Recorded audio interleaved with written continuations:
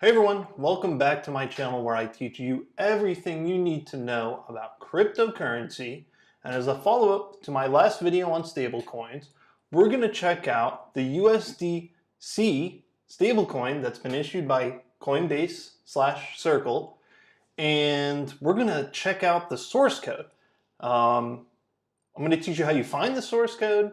I'm going to teach you how to look and see what's in it. I'm going to take you through how to go and drill down through the proxy contracts and see what's really going on in the code. So we're going to do a bit of a deep dive into the USDC stablecoin, and we're going to see why so many people have issues with it. So let's check it out. All right, so how do we figure out where the USDC code is? Well, we go to Etherscan. Etherscan is the Ethereum block explorer. It's an Ethereum block explorer. There are others. Etherscan's a pretty good one. It's probably the one I use the most. And all you have to do is go onto Etherscan or go into Google and search USDC Etherscan, and you'll find this token. So we can look at some of the information behind this token. Let's see. There is almost 120 million of them.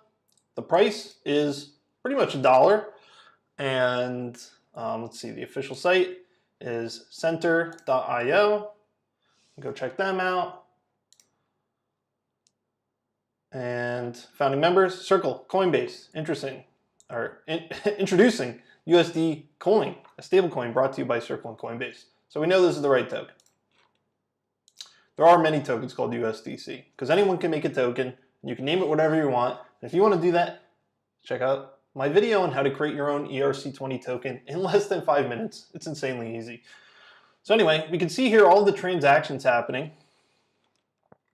and the quantity of tokens getting moved around.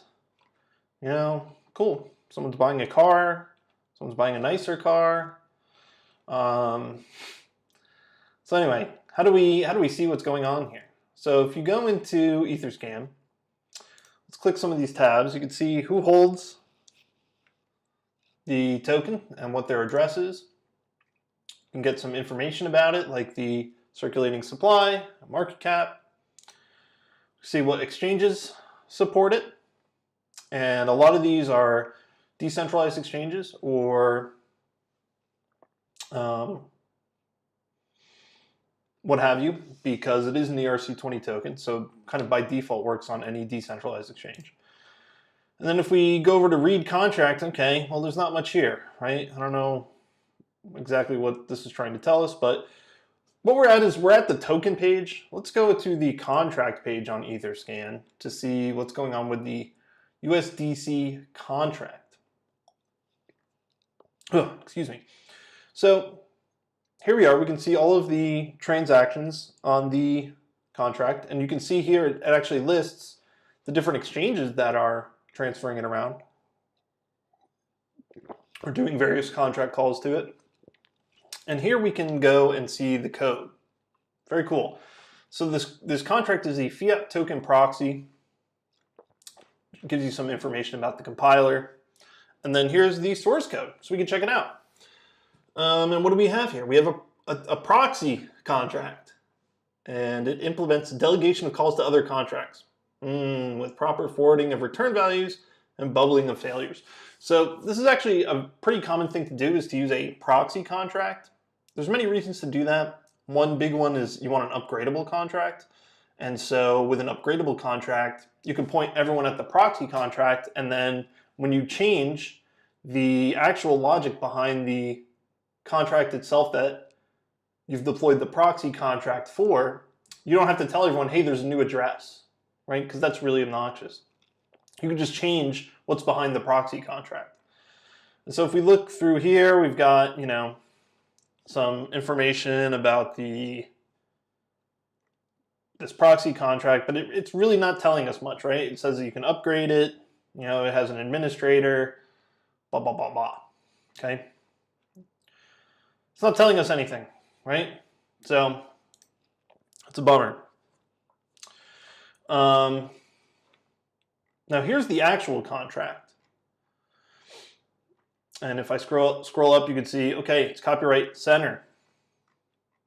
It's got an ownable contract, blah, blah, blah. We'll get into this in a second. It's also pausable. We'll get into that in a second.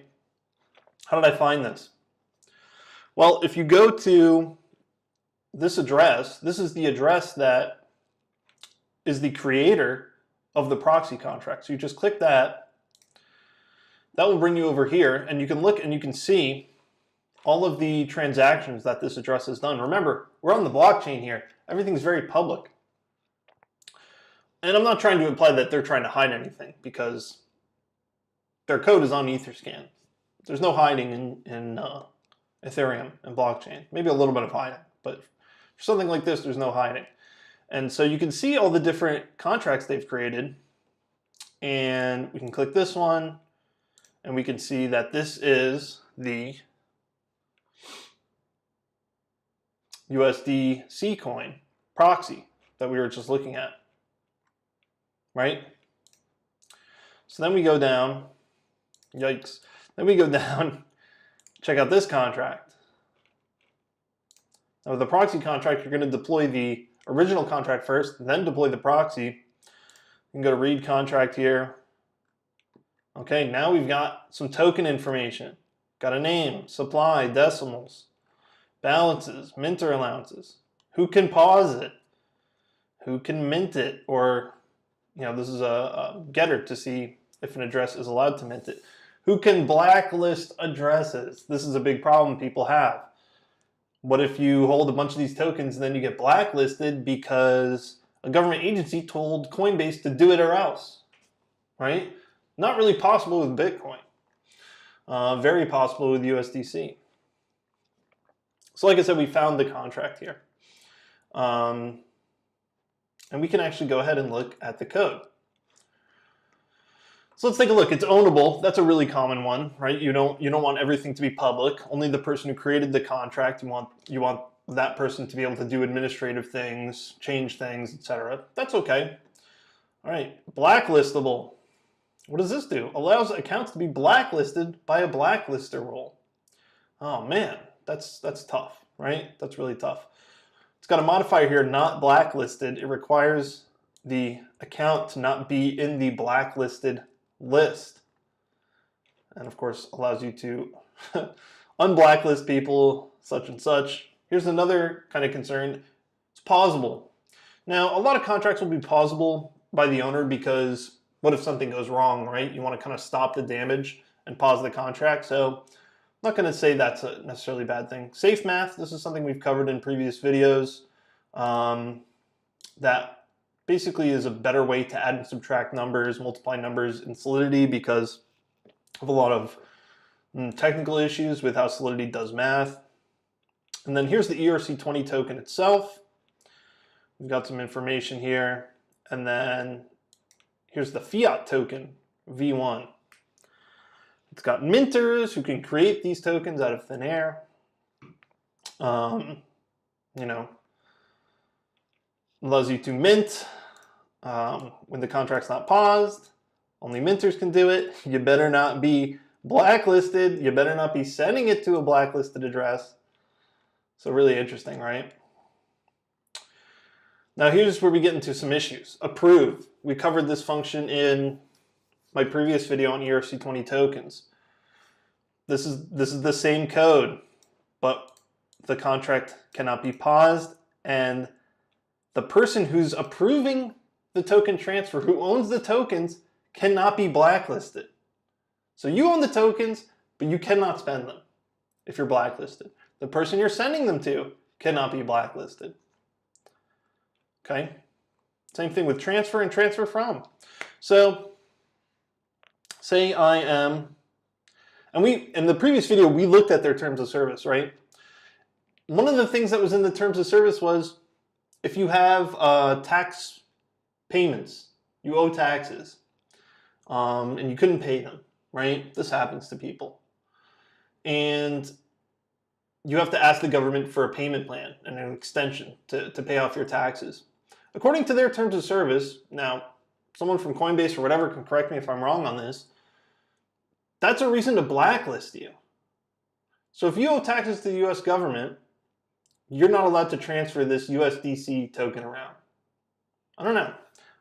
Not exactly something I would use, to say the least. So anyway, this is kind of a quick video. Just wanted to show you how you could do this for yourself. You hear about a token, you want to know what is actually in this token, how does it work, what are the restrictions.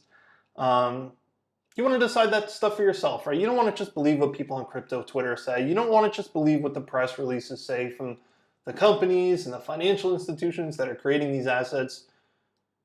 It's crypto. You should go check out the code for yourself. And so today I've taught you how to do that and using this great tool, Etherscan. So yeah, go check it out for yourself as a good exercise. And if you have any questions about this, if you want me to do a deep dive into any other tokens, make sure to like this video so other people can find it, and leave me a comment down below with your question, and I'll be sure to answer it. All right, until next time. All right, everyone, thanks for watching. If you found this video useful, please give me a like and a subscribe. That will help other people like you to be able to find this video and get the information they need. Once again, thanks for watching, and I'll see you next time.